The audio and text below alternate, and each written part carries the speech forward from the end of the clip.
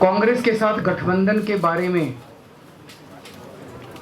एक समय में हम सपने में भी नहीं सोच सकते थे। आज अगर मोदी और अमित शाह जी की जोड़ी को हटाने के लिए, जैसा मैंने कहा कि जो भी करने की ज़रूरत है हम करेंगे, उसको ध्यान में रखते हुए हम लोगों ने ये निर्णय लिया कि कांग्रेस के साथ दिल्ली, हरियाणा, पंजाब और गोवा और चंडीगढ़ पांचों जगह गठबंधन हो जाए तो 33 सीटों के ऊपर भारतीय जनता पार्टी को हराया जा सकता है। इसीलिए गठबंधन के बारे में निर्णय लिया गया। हमारे वॉलंटियर्स, बहुत सारे वॉलंटियर्स इससे नाराज़ थे। खासकर रोज़ जब वो पढ़ते हैं, मैं कहता हूं कि हम गठबंधन के लिए तैयार हैं, मेरे पास ढेरों मैसेजेस आते हैं हमारे वॉलंटियर्स के लिए, आप कांग्रेस के सामने इतना क्यों गिड़गिड़ा रहे हैं।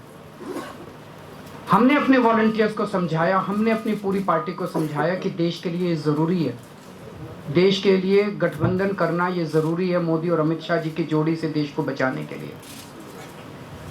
मैं आज ये कह सकता हूं कि हमने पूरी कोशिश की पिछले 2 महीने के अंदर कांग्रेस के साथ इन 33 सीटों के ऊपर भारतीय जनता पार्टी को हराने के लिए, लेकिन ऐसा नज़र आया कि वो गठबंधन करने के लिए उनकी इच्छा नहीं है। वो एक दिन आते थे, कुछ शर्तें रखते थे, अगले दिन हम उनकी शर्तें मान लेते थे, फिर अगले दिन फिर नई शर्तें रखते थे, फिर अगले दिन फिर नई वो मान लेते थे हम लोग। पिछले हफ्ते मंगलवार की रात को 11 बजे संजय सिंह जी को गुलाब नबी आज़ाद साहब ने बुलाया अपने घर पे। उस दिन उन्होंने अंत पंत में सारी चीज़ें मान मून के हरियाणा, दिल्ली और चंडीगढ़ के गठबंधन का निर्णय ले लिया। उन्होंने कहा कि इन तीनों जगहों के ऊपर गठबंधन फाइनल हो गया। ये रेशो है सीटों का। संजय सिंह ने भी हाँ कर दी, गुलाब नबी साहब ने भी हाँ कर दी। ये तय हुआ कि अगले दिन सुबह गुलाब नबी साहब अपनी पार्टी के अंदर जो भी कमेटियों से अप्रूवल लेना है, अप्रूवल लेके और अगले दिन जॉइंट पीसी करके इसका ऐलान कर दिया जाएगा। हमें बड़ा खुशी हुई कि 18 सीटों के ऊपर हम भाजपा को हरा पाएंगे। अगले दिन सुबह से हम इंतज़ार करते रहे, फिर उनको फ़ोन पे फ़ोन किए, उनका कोई जवाब नहीं आया।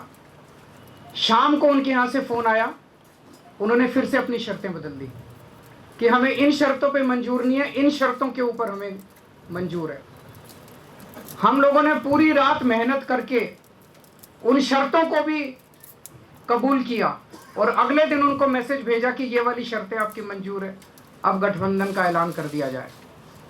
लेकिन उसके बाद उनका शाम को फ़ोन आया कि हम हरियाणा और चंडीगढ़ में कोई गठबंधन नहीं करेंगे और केवल दिल्ली में करेंगे। तो इससे एक चीज़ तो साफ थी कि वो गठबंधन करने के लिए बिल्कुल इच्छुक नहीं थे। रोज़ नई नई शर्तें रखते थे, रोज़ नई नई शर्तें रखते थे, रोज़ नई नई, और वो ऐसी शर्तें रखते थे जो हो नहीं सकती थी। लेकिन देश को बचाने के लिए हम कड़वी से कड़वा घूंट भी पीने को तैयार थे। राहुल जी ने उस दिन ट्वीट किया। मैं पूरे सम्मान के साथ राहुल जी से पूछना चाहता हूं कि दुनिया के इतिहास के अंदर कौन सा गठबंधन ट्विटर के ऊपर हुआ है। राहुल जी ने परसों मीडिया में बयान दिया, मैं आखिरी सेकंड तक इंतजार करूंगा।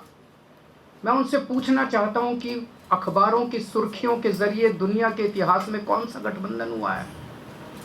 इसका मतलब आप गठबंधन करना नहीं चाहते, आप दुनिया को दिखाना चाहते हो। गठबंधन करना है तो बैठ के बात करो ना, बात क्यों नहीं करते। आज दिल्ली में हमारे सामने दो रास्ते हैं। दिल्ली में अब ये कह रहे हैं कि हम 4 सीट 3 सीट जो हम कांग्रेस को देंगे वो तीनों सीटें कांग्रेस हारेगी। कांग्रेस दिल्ली में जीत नहीं सकती, एक भी सीट नहीं जीत सकती। आज अगर कांग्रेस सीटें जीतने की स्थिति में होती, मैं 7 सीटें कांग्रेस के लिए छोड़ने के लिए तैयार हूं। मेरे लिए देश को बचाना जरूरी है। मेरे लिए सीटें, मैं 4 सीट लाऊं, 5 सीट लाऊं, 3 सीट लाऊं, 2 सीट लाऊं, क्या फर्क पड़ता है।